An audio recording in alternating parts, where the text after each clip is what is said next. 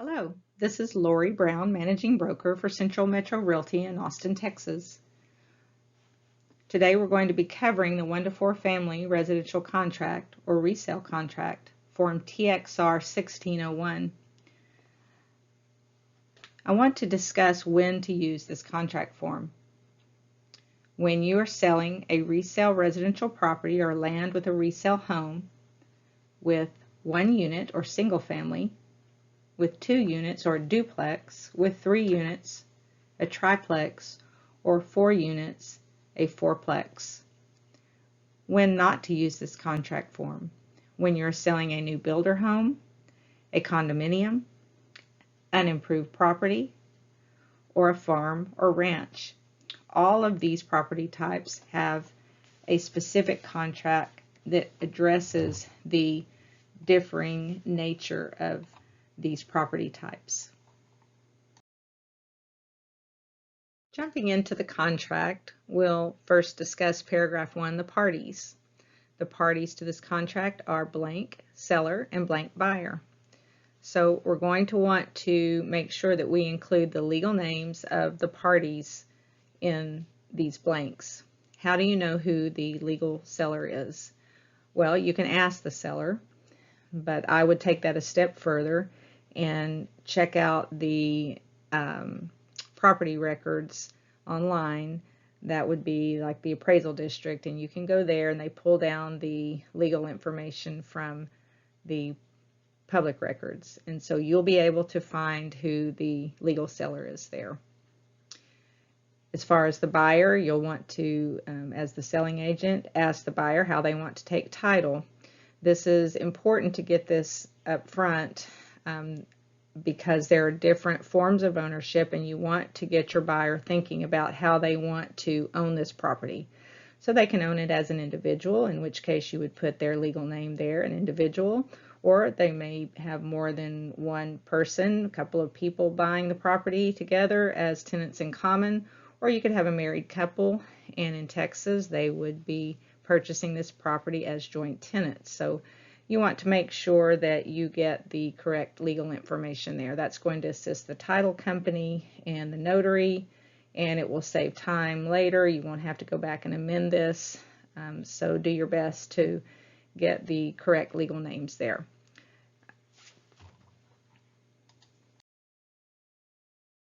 Paragraph 2 is the property description and everything that is conveying with the property.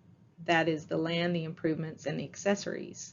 So in A, you'll be putting the legal description. If you don't know what the legal description is, you can either refer to the deed, or you can check out the tax records. You can go to the appraisal district and they will have the legal description pulled down from the deed there. B will be the improvements. Those are items that are permanently installed or built in, and you can see some of those: carpeting, ceiling fans, chandeliers. Those are all fixtures and attached permanently to the property. C would be accessories. Those are things like curtains and rods and things that aren't necessarily attached permanently, but they are so integral to the property that TREC considers them to convey with the property. Some new items there are security systems that are not fixtures. So these would be possibly a network hub, for example, or some equipment that would be required for a security system to function, along with the controls and software and hardware that would be needed, and the access codes to run that software. So those will all convey with the property. D would be exclusions. This is anything that the seller does not intend to convey. So any of the above items could be removed as long as the seller discloses it here. You'll want to check out the MLS listing if you are a buyer's agent to see if it discloses anything there. If you're the listing agent, you want to make sure you ask your client ahead of time what items would they be taking with them, and this is where those items would be disclosed to the buyer.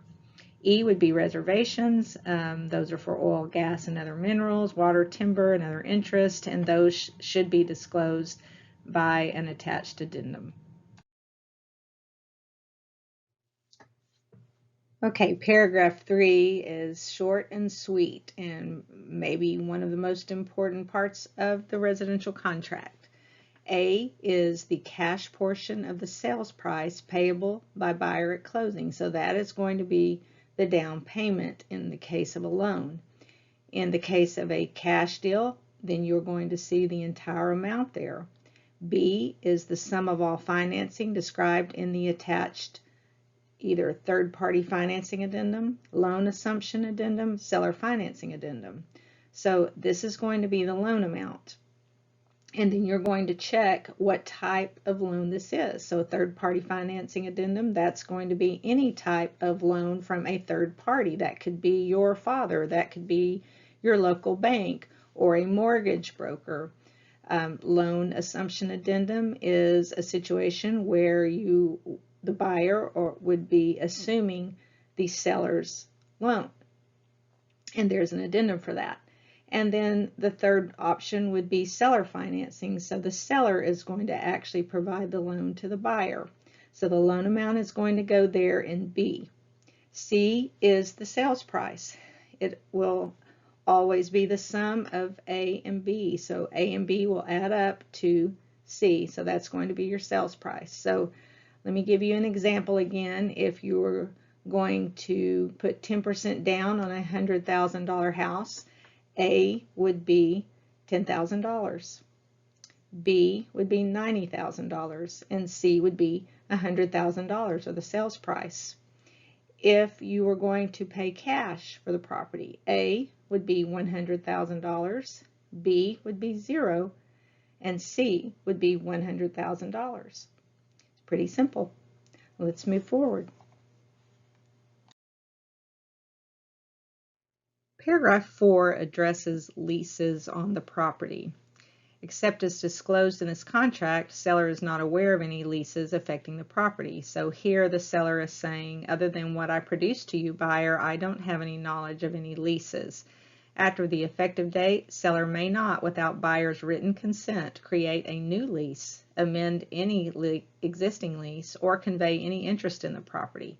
And then you'll be checking all the applicable boxes. So A would be residential leases. This discloses that there is a residential lease or more than one residential lease on the property. And if that's the case, you'll be attaching the addendum regarding residential leases to the contract. And you're going to want to take a look at the video we have about the addendum regarding residential leases. B would be a fixture lease. So if there is a lease on, for instance, the solar panels there, you will want to check that, and the seller will produce the addendum regarding fixture leases to the contract. C is natural resource leases, so that would be an oil and gas lease or a wind lease or some other lease on the natural resources, and the seller will want to disclose this here and attach the copy of the natural resource lease and check C1. Or C2, seller has not delivered to buyer a copy of all natural resource leases, and they have 3 days to send that over to the buyer after the effective date. And then the buyer has a chance to review those and can terminate the contract within some number of days that's negotiated by the parties. And the buyer, after the date the buyer receives the leases, and then the earnest money shall be refunded to the buyer if he chooses to terminate. Okay, let's give paragraph 5 a little more of our attention. The termination option was addressed in paragraph 23 of the previous contract, and now it is incorporated into paragraph 5 so that both the earnest money and the option fee are handled simultaneously. I think this does simplify things a bit, especially for the agents. In the past, the option fee was delivered to the seller, making it necessary for the escrow agent to check in with the agent or the seller to see how they handle that option fee, whether they cash the check. Sometimes the seller would just sit with the check, and it was important at closing and necessary for the escrow agent to have to make a call to see, okay, what did you guys do with the option fee, so that they could give appropriate credit if needed on the closing documents. With the changes, the option fee is now delivered to the escrow agent along with the earnest money and can even be combined into one payment. And if that happens, I recommend doing one payment and then writing right on the memo line what portion is for the earnest money and what portion is for the option fee to make that clear. 5A states within 3 days after effective date, and stopping there, what is the effective date? I like to say that this is the day the last party signs the agreement, or the agreement date. It's an important date to take note of because it's the day from which multiple required actions by one of the parties or a third party are measured. Not paying attention to this date or measuring the time for performance inaccurately can put your client at risk of losing the deal or even being sued for specific performance. So take note and watch those time frames. So the buyer must deliver both the earnest money and the option fee within 3 days after the effective date to blank as escrow agent. The escrow agent is typically a title company, but it may be an attorney. It's whoever the seller determines they want to use, but I've seen instances where the buyer chose the escrow agent. The escrow agent's address is inserted into the next blank. Next is the blank for the amount of the earnest money. A rule of thumb is about 1% of the purchase price, but it can certainly be more or less depending on the party's negotiation. Next is the blank for the option fee. That is a nominal or small amount that is roughly around 10% of the earnest money amount, but again, that's negotiable. So in our contract example of a $100,000 purchase price, the earnest money might be $1,000 and the option fee might be $100. The earnest money and option fee should be made payable to the escrow agent, and it may be paid separately or combined into one payment. So in 5A1, the buyer shall deliver additional earnest money of blank to escrow agent within blank days after the effective date of this contract. That is a situation that does not happen frequently. It can happen, and sometimes it's advisable for you to ask the buyer to put up more earnest money if for some reason, say for example, they are delaying the contract for some reason, maybe their loan is slow and they want more time. Sometimes the seller should ask for more earnest money to show that this buyer is willing to hang in there and work through the issues and get to closing. So that would be where you would ask for more earnest money. 5A2, if the last day to deliver the in the last day to deliver the earnest money, option fee, or the additional earnest money falls on a Saturday, Sunday, or legal holiday, the time to deliver the earnest money, option fee, or the additional earnest money is applicable is extended until the end of the next day that is not a Saturday, Sunday, or a legal holiday. So that was a mouthful. So what happens here is if the last day to deliver the earnest money or any of these funds falls on a Saturday, Sunday, or legal holiday, they can push the delivery day to the next business day. So for example, if it falls on Saturday, then Monday would be the delivery day. 5A3, the amount escrow agent receives under this paragraph shall be applied first to the option fee, then to the earnest money, and then to the additional earnest money. So that's self-explanatory. 5A4, buyer authorizes escrow agent to release and deliver the option fee to the seller at any time without further notice to or consent from the buyer, and releases escrow agent from liability for delivery. So this is important to understand and help your client understand that once that option fee is delivered to the escrow agent, the seller can request it at any time. He doesn't have to wait until closing. 5B, termination option. For nominal consideration, so that's just a small amount of money, the receipt of which seller acknowledges, and a buyer's agreement to pay the option fee within the time required. Seller grants buyer the unrestricted right to terminate this contract by giving notice of termination to seller within blank days after the effective date. So the termination option is really about giving the buyer a time period to do their inspections or due diligence, whatever it requires. They don't even have to do anything. They can just change their mind. So you want to explain that to the seller if you're the listing agent, as well as the buyer.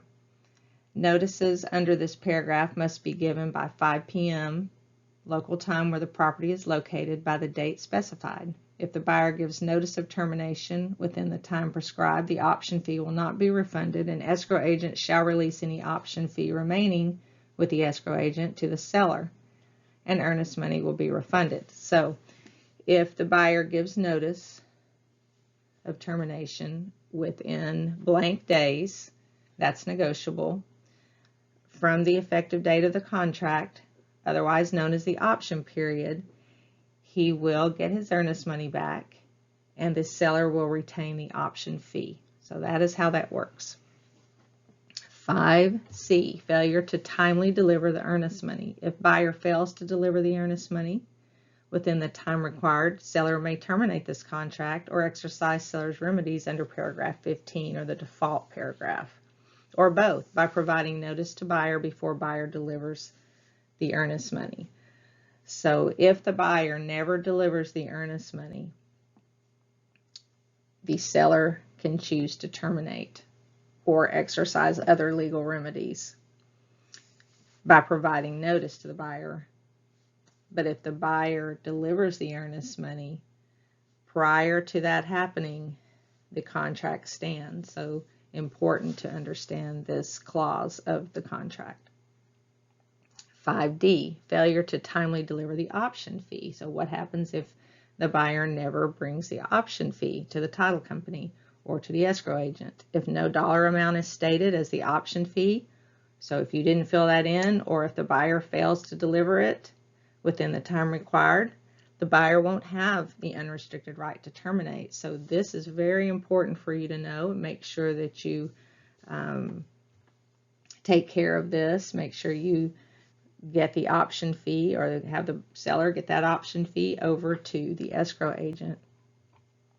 And then finally, 5E, time is of the essence for this paragraph, and strict compliance with the time for performance is required. So you notice that's in bold.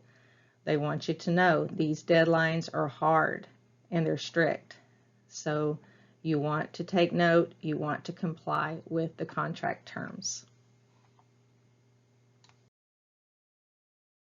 Paragraph 6, title policy and survey. So this is a lengthy paragraph and there's a lot to cover here.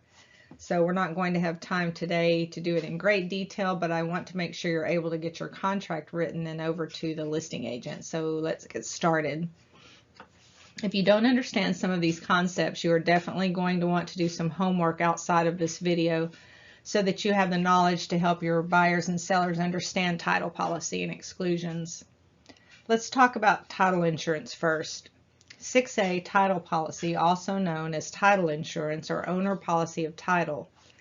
That is insurance that covers the buyer in the event a defect in title pops up in the future that would threaten the interest or ownership of the property.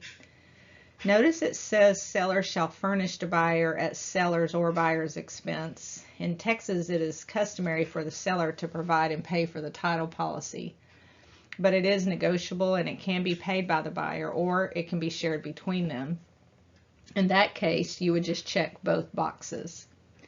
Next, you will fill in the blank with the name of the title company providing the title insurance. So, what types of defects could threaten the buyer's interest? Well, that could be any number of things. It could be a lien that wasn't revealed during the title search or abstract of title, where the title company does a search of the public records and produces all of the record of interest of third parties. An example would be An example of a defect also could be a family member who claims to have an interest in the property, and then the title insurance will defend in court your buyer to recover any loss that he or she might occur if the claim is proven. Probably won't have a relationship with a family member any longer, but insurance would cover them in that situation and return what they paid for the property to the buyer. Now, like other insurance, title insurance does not cover everything. Like other insurance you're probably familiar with, there are exclusions, and the standard printed exclusions are shown there in 1 through 9. They are items that are usually well-known, published, or otherwise documented, and they limit or remove some of the buyer's interest or rights in the property. The title company will provide some of the documents evidencing these exclusions, such as a set of deed restrictions upon request. And in some cases, the seller or an agent will provide them or assist the buyer in discovering them. I'm going to skip down now to 8, the standard printed exception as to discrepancies or conflicts, shortages in area boundary lines, encroachments or protrusions, or overlapping improvements. This one relates to the physical area characteristics and physical use of the property. Discrepancies in this category can cause conflict between the property owner and others, like neighbors or the city. Examples are, for instance, a fence that is located over a property line and encroaching on your property, or a home that was incorrectly placed within a setback. These can cause real problems that could prevent the owner from using the property the way they intended, and it can cost them financially. A survey, either existing or newly purchased, can reveal some of these discrepancies, but in the event there are errors on a survey, something that was missed, a buyer can purchase additional title insurance coverage and remove the exceptions by paying an additional premium and checking box 6A82. It is important to understand, though, shortages in area are never covered. They're excluded always. So, for example, if the buyer purchased a 2.5 acre tract and the survey showed 2.5 acres and then later they find that it's 2 acres, the title company will not cover that error. So it is very important to choose a good surveyor. Make sure to encourage your buyers to check the survey carefully. If your buyer isn't concerned about the possibility of errors on these items, he can choose 6A81 and choose to waive any amendment or deletion of the standard title policy. The buyer or seller can pay for the amendment or deletion, or they can agree to share the cost. So what is the commitment? Well, after the title company does the title search of the public records, they're going to produce a document to the parties that describes the property and who the legal owner is. The title company will also provide copies of the exception documents.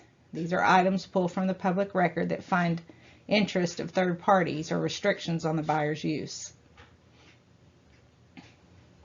It states within 20 days after the title company receives a copy of this contract, seller shall furnish the title commitment to the buyer. So the title company has 20 days to do that.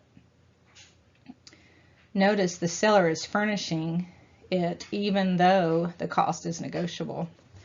If the commitment documents are not delivered on time, so the title company's busy, they miss the deadline, the time can be extended up to 15 more days, but never within the 3 days before closing. So it has to be delivered at least 3 days before closing, so the buyer has time to review it and make objections.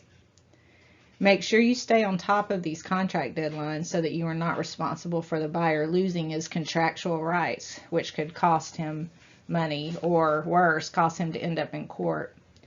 Make sure you take these deadlines seriously.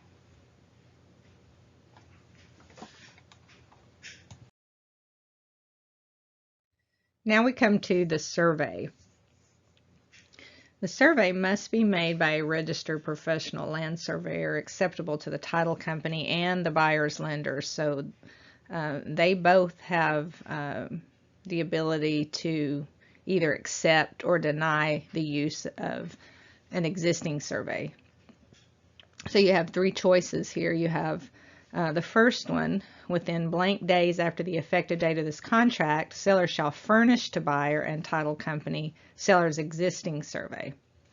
And then along with that survey, he has to provide the T-47 affidavit form promulgated by the Texas Department of Insurance. And that form simply states that the seller has or has not made improvements since the last survey. And then if he has made improvements, he's got to disclose there what they are. If the seller does not furnish the existing survey or affidavit within the time prescribed, notice here the buyer can get a new survey at the seller's expense. So if you're representing the seller, make sure you get any existing survey. I always try to get that up front. Have it in your possession. Make sure you attach it to the MLS listing. That's a great way to do it, along with the T-47 affidavit, and then you don't have any issues with that time frame. Otherwise, the buyer will get a new survey and the seller will automatically pay for that new survey. So be very careful of that. If the existing survey or affidavit is not acceptable to the title company or the lender, the buyer shall obtain a new survey at, and then you can check here, either seller's or buyer's expense, or they can share the cost no later than 3 days prior to the closing date. So sometimes the underwriter at the title company or the buyer's lender will not approve an existing survey for some reason.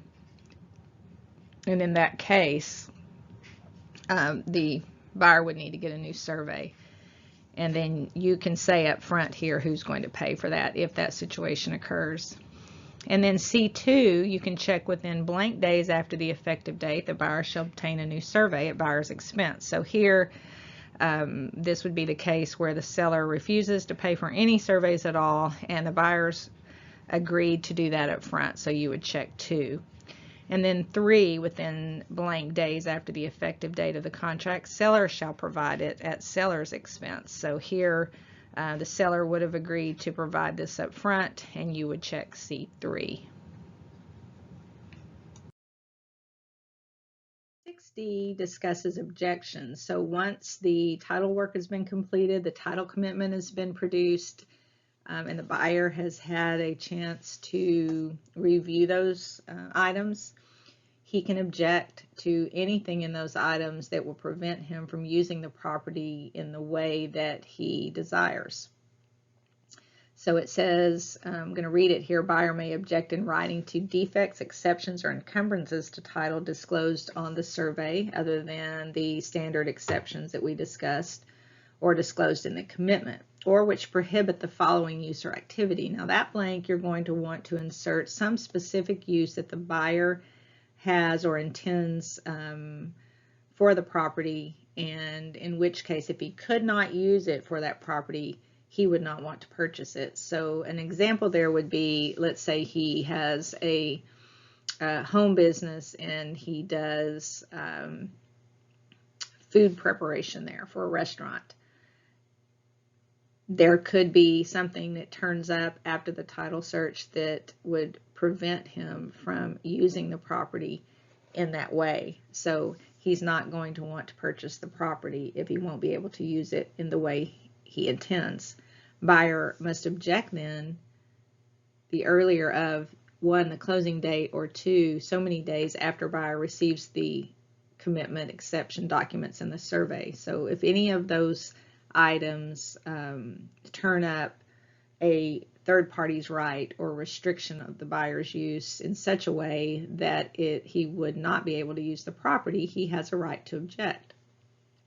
Buyer's failure to object within the time allowed will constitute a waiver of buyer's right to object.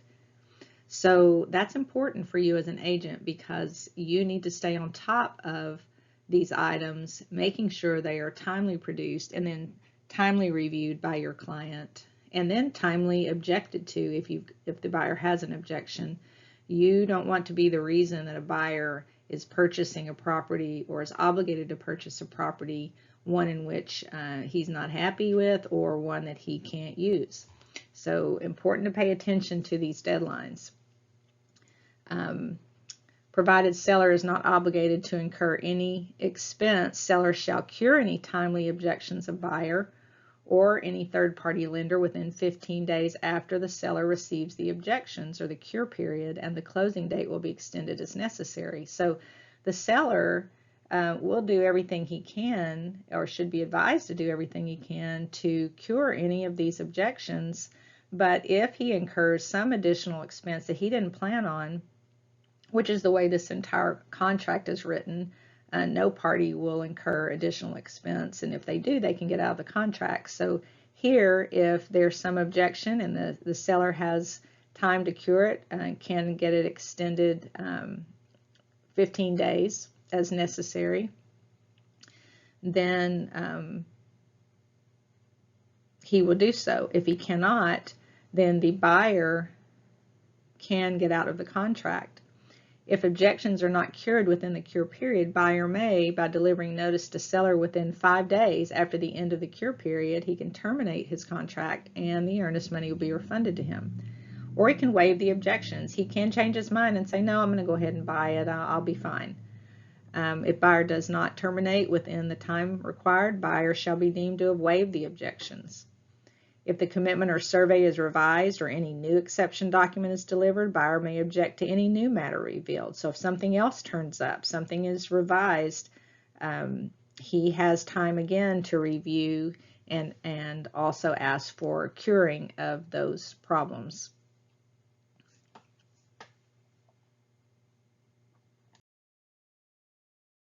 6E is title notices. These are notices that TREC deems important for the broker or you as a representative of the broker to advise the buyer in regards to purchasing this property. So 6E1, abstract or title insurance, covers what we've already discussed, the importance of having the title examined and then having a title insurance policy as the new owner. So I'm going to skip down now to 6E2, membership in a property owners association. This is where the seller is disclosing whether or not this property is located in a homeowners association or in an area or community where there is a homeowners association. That's important because a homeowners association and their restrictive covenants, CCRs, covenants, and restrictions might limit the use of the property for the buyer. So the buyer is going to want to see those documents and understand what those restrictions are. And this is where the seller will disclose it. If you're not certain as a buyer's agent whether it is in a homeowners association, you can ask the seller or the seller's agent. You can also sometimes call the title company, and they are pretty good about keeping lists of homeowners associations and have knowledge of whether or not it is in a homeowners association. So make sure you're familiar with this. You want to understand that and convey to your buyer, if they're brand new real estate purchasers, that being in a homeowners association will restrict their rights to use the property in certain ways, and they will be obligated in most cases to pay an assessment. That's usually a monthly or annual fee paid for certain things that the homeowners association provides. So make sure you understand that. Let's move forward. Notice 3 is statutory tax districts. If the property is situated in a utility or other statutorily or legally created district providing water, sewer, drainage, or flood control facilities, those are some examples, and services, the Texas Water Code requires the seller to deliver and buyer to sign the statutory notice relating to that the tax rate or bonded indebtedness. So this is when a taxing entity, a city, or other district provides certain services to the area where this property is and may have some taxes or assessments or fees for these services, then the seller has to notify the buyer that this exists in such a district. So it doesn't happen a lot, but it is something to be aware of and take note of. Tidewaters applies to property that might be located in a coastal area.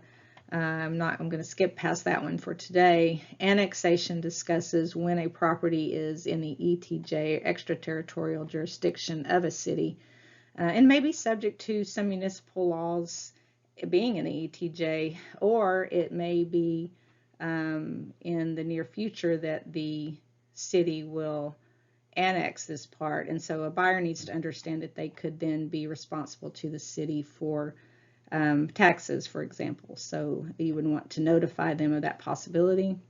And then property located in a certificated service area of a utility service provider. That's similar to number 3 up in the beginning of this, and so I'm not going to cover that in detail for today, and we're going to move on to the next one. Notice 7 is public improvement districts.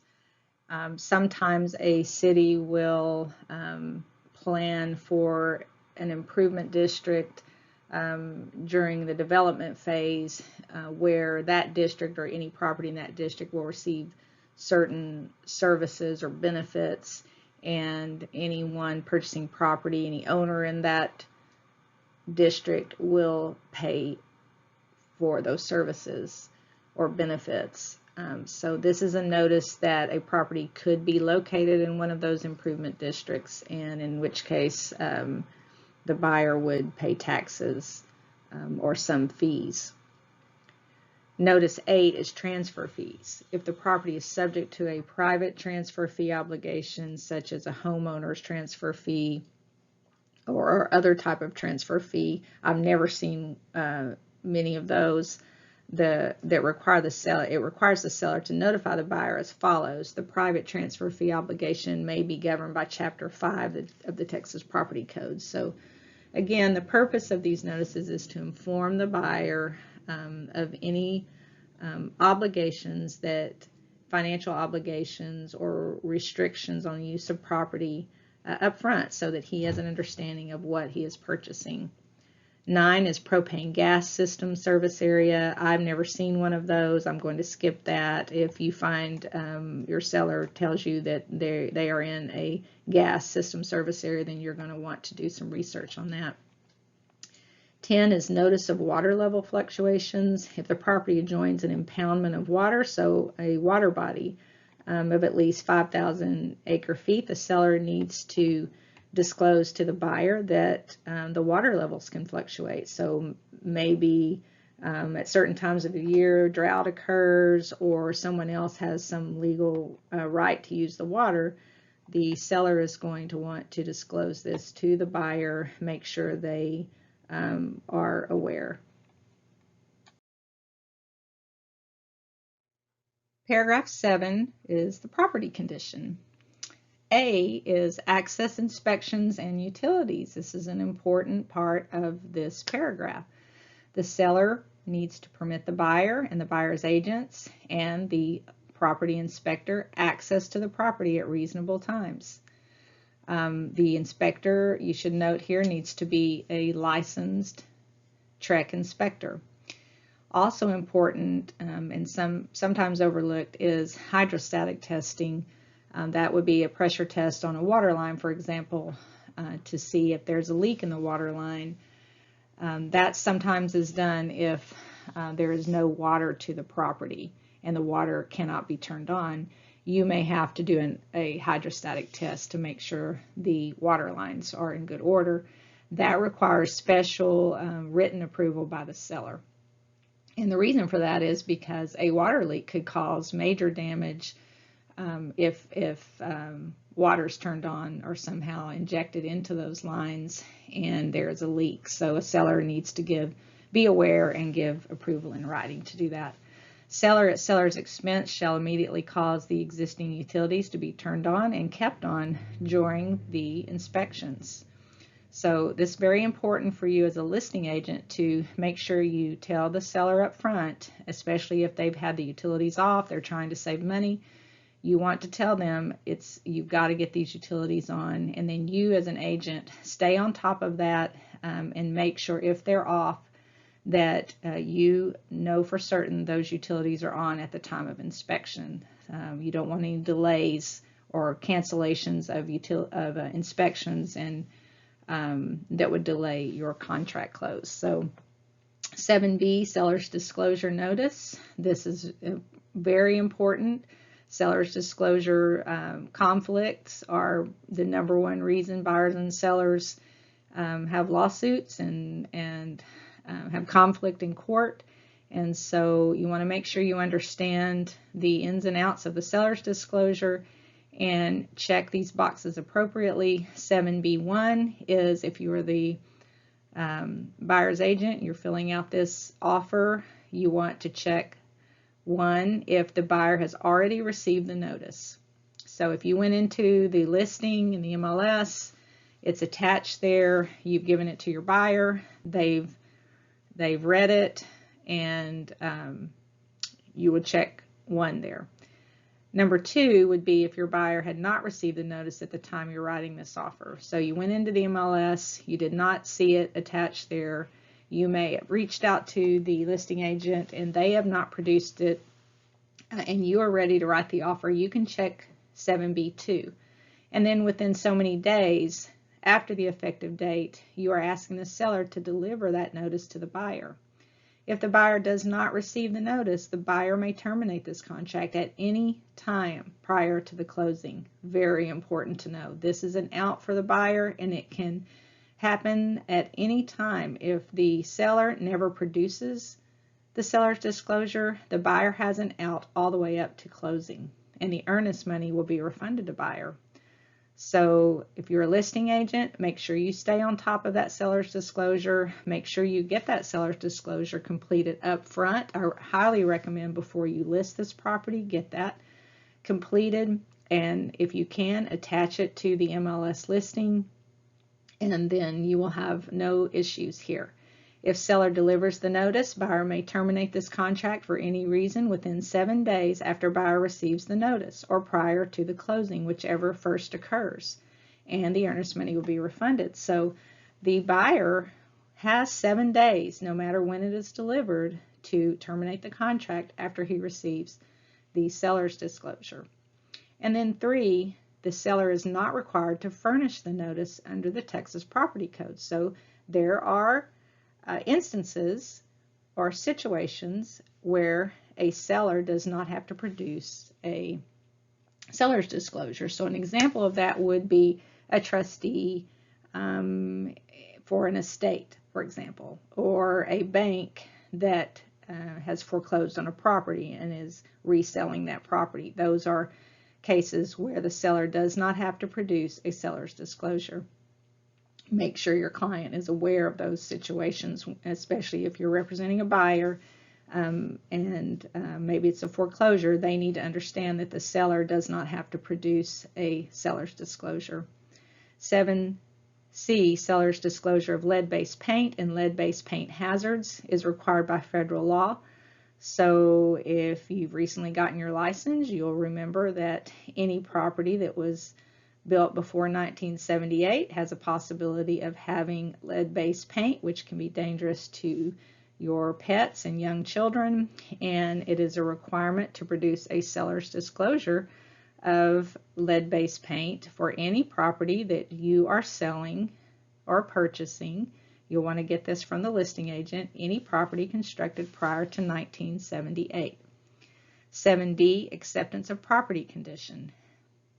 As is means the present condition of the property with any and all defects and without warranty, except for the warranties of title and the warranties in this contract. Buyer's agreement to accept the property as is under paragraph 7D or 1 or 2 does not preclude buyer from inspecting the property under paragraph 7A, from negotiating repairs or treatments in a subsequent amendment, or from terminating this contract during the option period. So These contracts are as-is contracts, but what this is saying is the buyer still has the right to negotiate repairs after inspection during that option time. So when you write this offer and when they execute this contract, the buyer is saying, I will purchase it as is, with exception to any negotiation of repairs or treatments that we may come across during inspection and request from the seller. So you would check 7D1, buyer accepts the property as is. So I always check D1, or I would say most of the time I would check D1. And then if for some reason later we determine that there are issues that we could not have been aware of when we wrote this offer, was something we couldn't see that was turned up during an inspection, then we will go back with an amendment and negotiate during that option time when we do have a right to terminate. So that would be when you would check D1, which would be most of the time in a contract that I would write. D2, you would check if buyer is accepting it as is, but is asking the seller up front to complete any of the following repairs and treatments. So let's say, for example, you're walking through the property with your buyer client and you see that one of the doors is off the hinges and sitting to the side. So that's something that you can clearly see, and you're saying, I'm going to buy this property with this door like this, but I want the seller to repair this door or place this door back on the hinges. So you would write that in that blank. You would say possibly seller shall repair or install the master closet door. And anything like that, you would write in here that you are asking the seller to do prior to closing.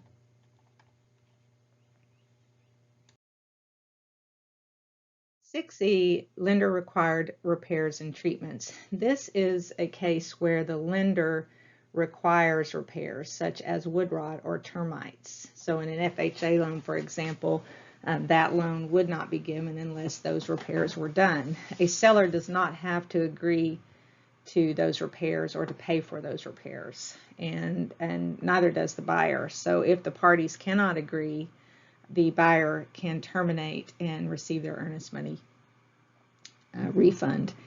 If the cost of the lender required repairs exceeds 5%, even if they agree to make those repairs, the buyer may still terminate and receive their earnest money. You may wonder, why would a buyer do that? Well, a buyer may not want a property if it's found to need more than 5% of the sales price in repairs. So that would be at the buyer's option. F, completion of repairs and treatments, establishes the manner and timeline for the repairs. The seller shall complete all the repairs he agrees to prior to the closing date, and he must obtain all permits and use licensed repair people, or if no license is required, they've got to be somebody who regularly engages in that type of repair. So that's important for the listing agent to know. At buyer's election, any transferable warranties received by the seller with respect to the repairs and treatments shall be transferred to them at the buyer's expense. If the seller does not complete the agreed repairs prior to the closing date, the buyer may then extend the time for closing up to 5 days, or he may exercise his remedies under paragraph 15. So it's important as a listing agent and the buyer's agent to stay on top of repairs and to urge their parties to perform under the deadlines of the contract. G, environmental matters. Buyer is advised that the presence of wetlands, toxic substances, asbestos, waste, other hazards may affect the buyer's intended use of the property. So the buyer needs to understand that there are other situations, environmental situations, that could affect his use of the property. So this is the notice to him about that. And if that's something he's concerned about, there's an addendum promulgated by TREC that the parties should use to address that. H, residential service contracts. Buyer may purchase a residential service contract or a home warranty from a home warranty company licensed by TREC.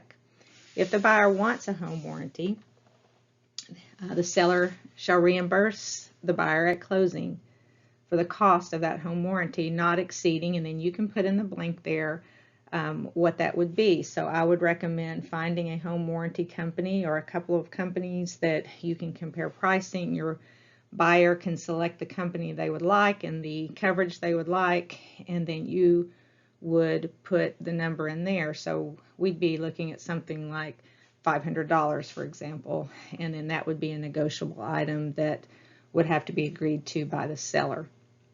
The buyer should review any residential service contract for the scope of coverage, exclusions, and limitations.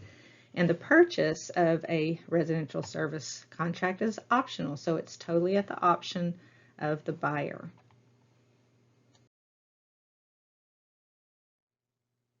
Paragraph 8, brokers and sales agents, applies to you.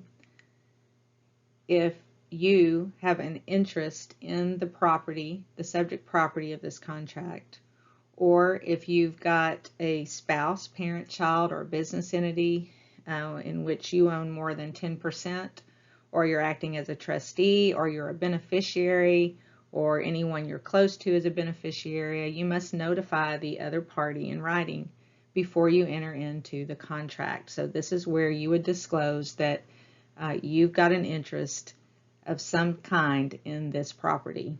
So in this blank, you would indicate that. So it might say something like, buyer is a Texas licensed real estate agent. That would be a common verbiage that you might see in this blank.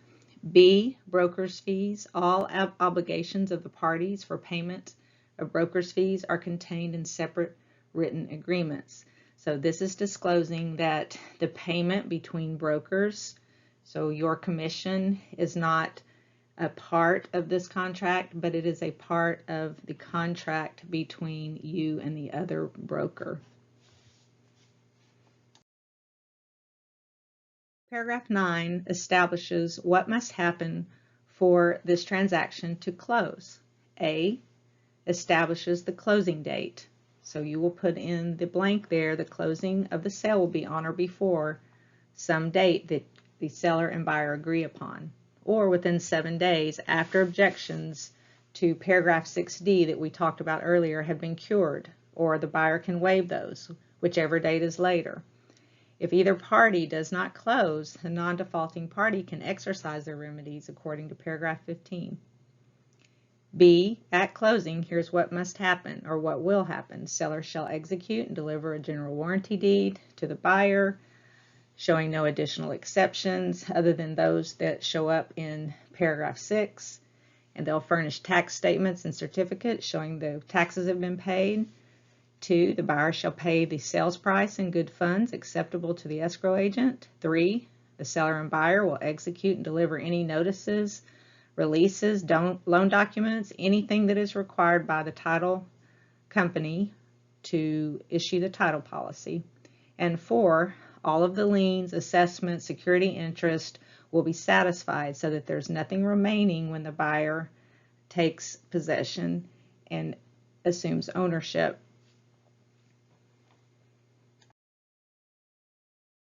Paragraph 10 defines possession and how that will take place. A, buyer's possession.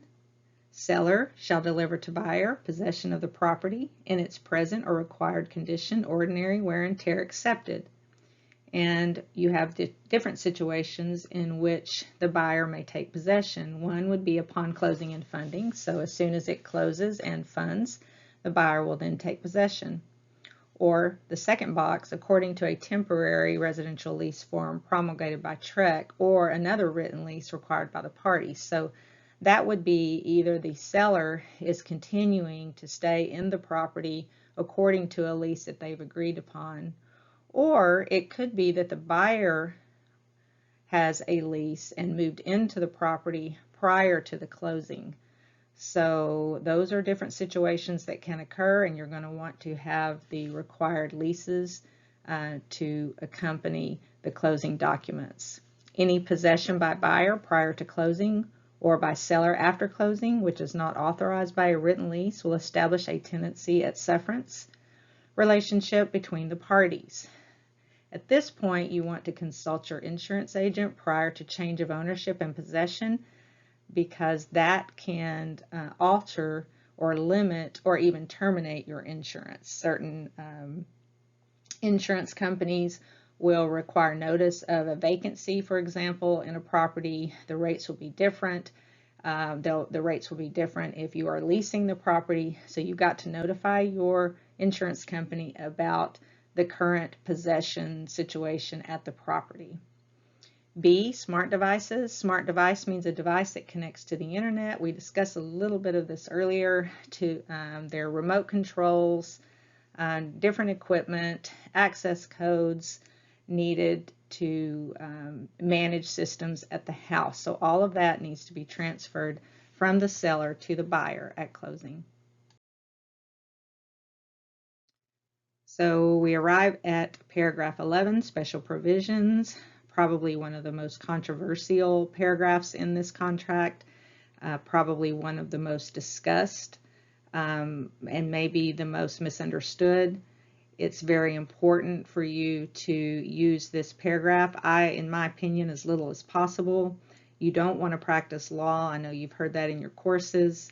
And this paragraph invites people at times to make critical mistakes with this space underneath open for you to insert whatever verbiage you may want to put there. So you've got to be really careful about what you do decide to insert here. So my opinion and my advice is to stick to the facts. You do not want to change the content or the intent of the contract in any way. So I'm going to give you an example of something that I think would be appropriate here. This space is for items that the buyer and seller are requesting or agreeing upon that don't have a place elsewhere in the contract. So for example, if the buyer would like for the seller to professionally clean the property prior to closing, you might insert that here. So very limited, and I highly recommend that you limit what you use this paragraph for. And if you're uncertain, or if your client is asking you to put something in this contract, I recommend that you have them seek an attorney for additional verbiage or content that they want to add to the contract. And I think that's the best way to handle additions to the contract made by the parties. 12, settlement and other expenses, defines the typical buyer and seller expenses that must be paid prior to closing. I won't be going over each one of these, but I do recommend that you learn these fees and stand ready to assist your client in understanding them as they show up on the closing document, and you will have a much smoother closing. So 12A1A defines the typical seller's expenses, and then B, seller shall also pay an amount not to exceed blank to be applied in the following order. The buyer's expenses which the buyer is prohibited from paying, and then other buyer's expenses is allowed by the lender. So when you're negotiating the contract, the buyer may ask the seller to pay some amount of money towards their closing cost. Some of that could be fees that are prohibited for the buyer by the lender. So if they're getting an FHA, VA, or some other loan, they may be prohibited from, or they will be prohibited from paying some expenses, and then they would pass that along to the seller, and the seller would pay that on their behalf. And then they may need other funds. They may be funds short to get the deal done. So they may have good credit and be approved for the loan, have good income, but they're just a little bit short on cash. So this blank is there so that the seller can pay those for the buyer. Now, keeping in mind, if you're the listing agent, you may want to increase the price some to make up for what your seller may be contributing to your buyer. So that's certainly something that you can consider, and as long as the home appraises, that's very doable and something that you're going to want to learn more about. 12A2 is the typical expenses payable by the buyer. I won't go over all of those. A good way for your buyer to learn about those is from the estimate that they will receive from their lender up front. Most lenders will do a great job of explaining the lender fees, and then you will want to also back them up with being able to explain these fees to your buyer at closing. So make sure you know about all of these fees. And then 12B states, and this is an important one, if any expense exceeds an amount expressly stated in this contract, the party can terminate the contract unless the other party agrees to pay the excess. So the bottom line here is neither party has to pay more than they agreed to pay in the beginning when they were negotiating this contract. So if it ever goes above that, the parties could agree to pay. The other party can agree to pay, but no one is obligated to pay more than they agreed to pay. And then finally, that says the buyer may not pay charges and fees expressly prohibited, which we discussed. These types of loans that are listed here, FHA, VA, Texas Veterans Land Board, and some other programs, will not allow the buyer to pay certain charges and fees, and the seller will have to pick those up. Paragraph 13 is prorations. It's a fairly simple concept. It is just the division of costs between the buyer and seller at closing. So for example, the property taxes that will be due at the end of the year will be divided. If the closing of the property is on June 30th, then the seller will owe property taxes from January 1st through June 30th. And on the closing statement, the buyer will receive a credit for the portion of taxes that the seller owes. So the seller is in effect giving the buyer the money that he or she will owe at the end of the year, and the buyer will pay that for the seller. In the case of a homeowner's assessment, that is normally paid up front. So the seller would have paid that for the entire year, and the seller will receive a credit for the buyer's portion, which would be from July 1st through December 31st.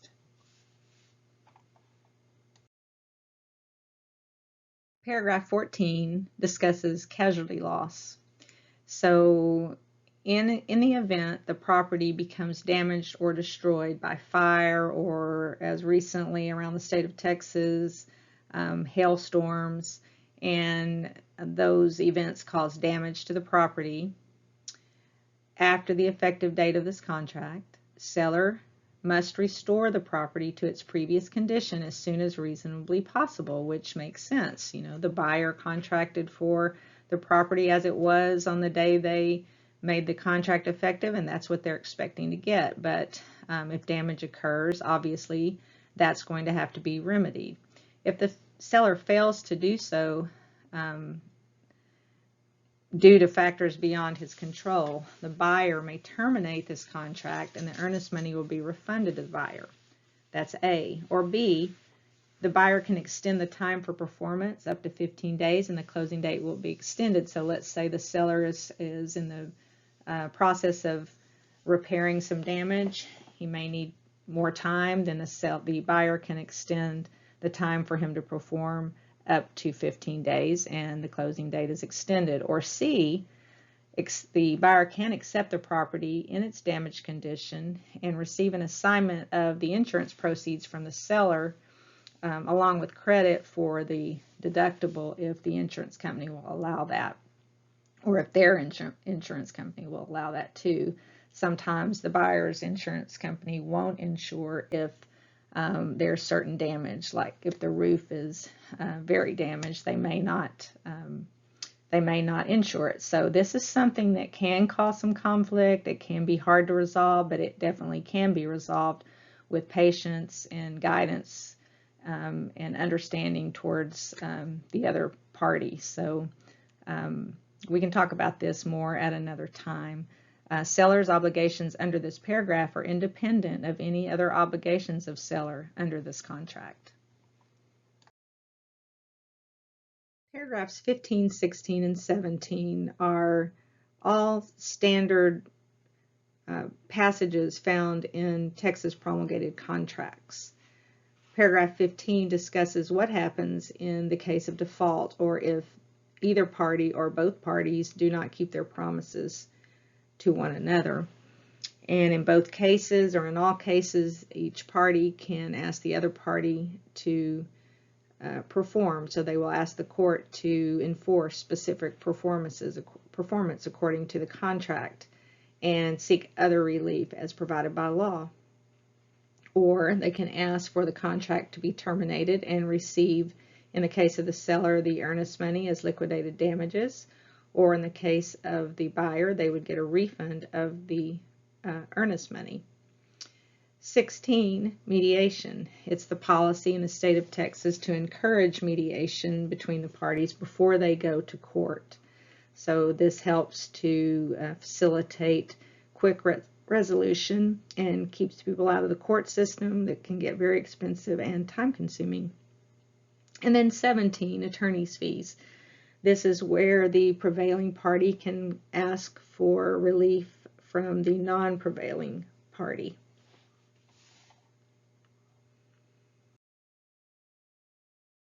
Paragraph 18 discusses the escrow agent and what their responsibility and how they are to act within the scope of this contract. The escrow agent is not a party to this contract and does not have liability for the performance or non-performance of any party to this contract. They're not liable for interest on the earnest money, and they're not liable for the loss of any earnest money caused by the failure of any financial institution in which the earnest money has been deposited, unless the financial institution is acting as escrow agent. In B, at closing, the earnest money must first be applied to any cash down payment, then to buyer's expenses, and any excess refunded to buyer. If no closing occurs, this is important. This is what you would do if the contract falls out and your client is asking for their earnest money back. If the closing doesn't occur, the escrow agent may require a written lease of liability to the escrow agent from all parties and require payment of unpaid expenses incurred on behalf of a party. So they're going to seek to take care of all the invoices that came in on behalf of a party, such as a property inspection or a survey. So they're going to pay those fees first, and then they're going to release the funds. If they don't get agreement by the parties to release the funds, what happens next is the demand. Upon termination of this contract, either party or the escrow agent may send a release of earnest money to each party, and the parties shall execute the counterparts of the release and deliver same to the escrow agent. If they don't do that, if either party fails to execute the release, either party may make a written demand to the escrow agent for the earnest money. If only one party makes written demand for the earnest money, escrow agent shall promptly provide a copy of the demand to the other party. If escrow agent does not receive written objection to the demand from the other party within 15 days, escrow agent may disperse the earnest money to the party making the demand, reduced by the amount of the unpaid expenses. So this is important when you are down to a termination and the parties are not getting along or not in agreement. Keep in mind that if you do not respond timely and the other party is demanding the earnest money and you do not respond within that 15 days, the escrow agent legally will will and probably will disperse the earnest money to the party making the demand, reduced by the amount of the bills they paid on behalf of the party. Damages. Any party who wrongfully fails or refuses to sign a release acceptable to the escrow agent within 7 days is liable to the other party for damages, earnest money, and reasonable attorney fees, and the cost of a suit. So if there is no reason not to sign a release, the party can have some pretty severe consequences. So if you get to this point, and I hope you don't, seek out attorney's consult for your client. Recommend that to your client so that they fully understand the consequences of their actions. And then E, notices. Escrow agents' notices will be effective when sent in compliance with paragraph 21. So they've got to send it to the correct place to make sure that notice gets delivered. So paragraph 19, representations, just simply says that any promises or representations or warranties made survive this closing. And if it's found that the seller has been untrue on the closing date, the seller is going to be found in default. And unless it's agreed in writing, the seller may continue to show the property and receive, negotiate, and accept backup offers. So it's important for selling agents to let their buyers know about this, because sometimes buyers will come to find out that other buyers are looking at the property after they've gotten it under contract. They may feel upset about that, but sellers have the right and may continue to show the property in case this contract falls out. And then paragraph 20, federal tax requirements. I'm not going to get into that too much, other than to say that if the seller is a foreign person, that must be disclosed to the IRS.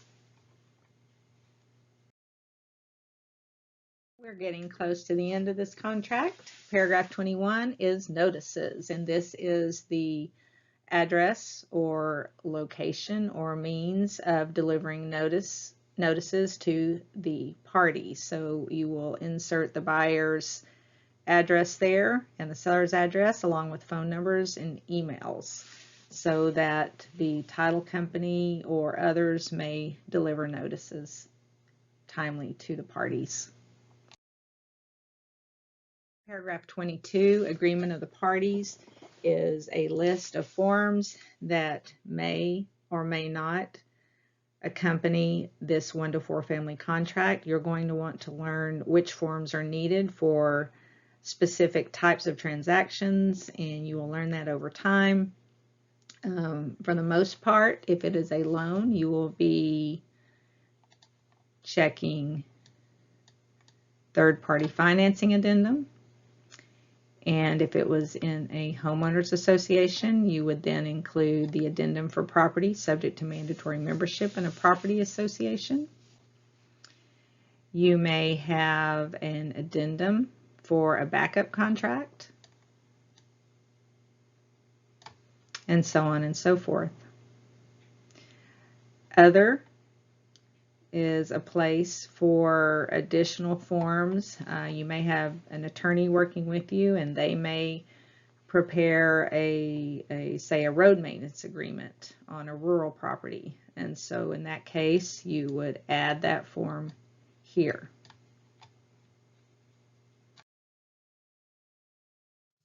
Paragraph 23 is your attorney information. So if there's going to be attorneys involved, this is where you're going to write in their name and contact information.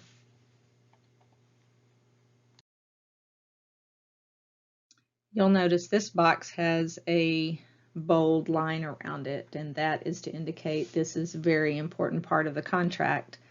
So here you will write in whoever the last broker is to handle this contract before it goes to title. We'll usually write in the executed date, but either broker can put that date in there. You just need to make sure it's in there.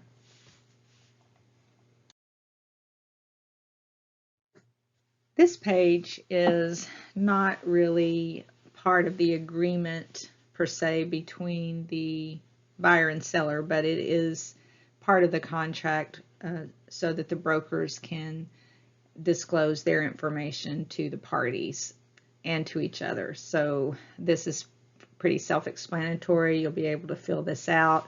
You'll want to check here if you're the buyer's agent, whether or not you are representing the buyer only as a buyer's agent. You will probably never do this one. I've been in the business 22 years and I've never seen a sub-agent. So you probably never check this. And then over here as the listing agent, you will either check that you are representing the buyer and the seller as an intermediary, or you are only the seller's agent. So you will not check both of these. You'll check one of these.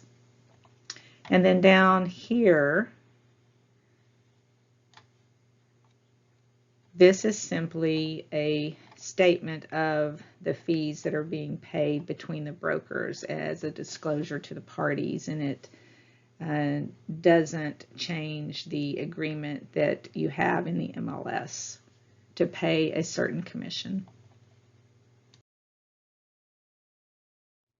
Page 11 of the contract is the receipts for funds. So you'll see the option fee receipt, the earnest money receipt, the actual contract receipt, and additional earnest money receipt. So I want to talk to you for a minute about the contract receipt. Why is that there? Sometimes the contract is delivered along with the option fee and the earnest money. So why would you have a separate receipt for the contract? Well, sometimes the contract will be delivered, especially in today's world with email. It may get to the title company prior to the funds, and so it will be receipted perhaps on one day, and then the next day within the 3 days that the buyer has to deliver the funds. The contract may be receipted one day and then the funds on the next day. So that's the reason for that. And then additional earnest money, as we discussed earlier in this video, may be put up at some time during the transaction, and that would be the receipt for additional earnest money. So before we close, I wanted to mention the blank at the top of each of the pages after page 1. Where you will insert the property address, and that's important to make certain that each page can be identified as a part of the contract for this property. So with that, we're done with the 1 to 4 family video training, and I hope you've learned something, and I wish you the best in your transactions. If you have further questions, please contact me at 512-763-0845. Have a great day.